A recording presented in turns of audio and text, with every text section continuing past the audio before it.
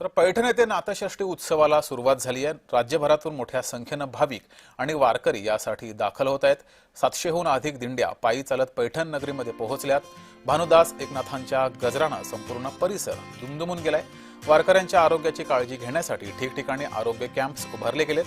वैद्यकीय पथकं सतर्क आहेत। भाविकांना उष्माघात किंवा इतर आरोग्यविषयक समस्या उद्भवू नयेत यासाठी डॉक्टर, नर्स आणि आरोग्य कर्मचारी तैनात करण्यात आले।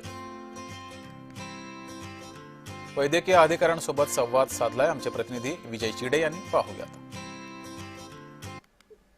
आजपासून नाथषष्ठी सोहळ्याला सुरुवात झालेली आहे, त्यामुळे मोठ्या संख्येने भाविक जे आहेत ते पैठण नगरीमध्ये दाखल झाल्याचे पाहायला मिळतात।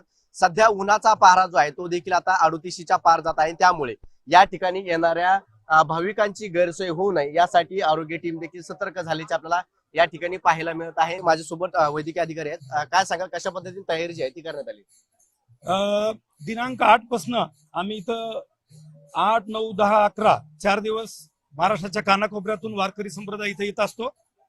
उन्हाळ्याचे दिवस आहेत। आम्ही प्राथमिक उन्हामध्ये जर एखाद्या वारकऱ्याला चक्कर आली, पाण्याचं प्रमाण कमी झालं, डिहायड्रेशन झालं, तो ORS पाकिट, जर एखादं वारकरी जर का चक्करून पडलं तर बाकीची IV ची लाईन, बाकीची सुविधा, सगळी सुविधा इथं ठेवलेली आहे।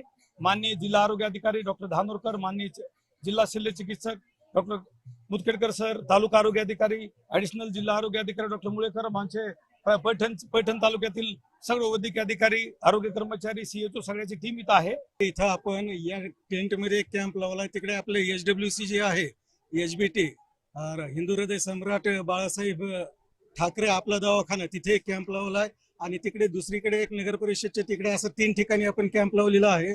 आपण जवळपास 49 कर्मचारी या ठिकाणी डेप्यूट केलेले आहेत, ज्यांना की आपण रोटेशन मध्ये ड्युटीज दिलेल्या आहेत। काय आव्हान कराल?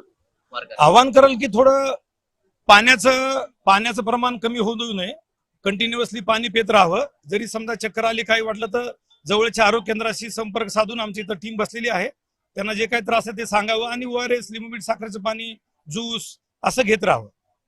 नक्की जर पाहायला गेलं तर उन्हाचा पारा जो आहे तो चढलेला आहे, त्यामुळे येणाऱ्या वारकऱ्याला जो आहे तो त्रास होऊ नये यासाठी आता आरोग्य टीम सज्ज झाल्याची पाहायला मिळते। त्याचबरोबर येणाऱ्या वारकऱ्यांनी आपल्या आरोग्याचा काळजी घ्यावी असं आवाहन देखील आता या ठिकाणी वैद्यकीय अधिकाऱ्यांनी केले। कॅमेरा पर्सन संतोष सिरसाटसह विजय चिडे, पैठण।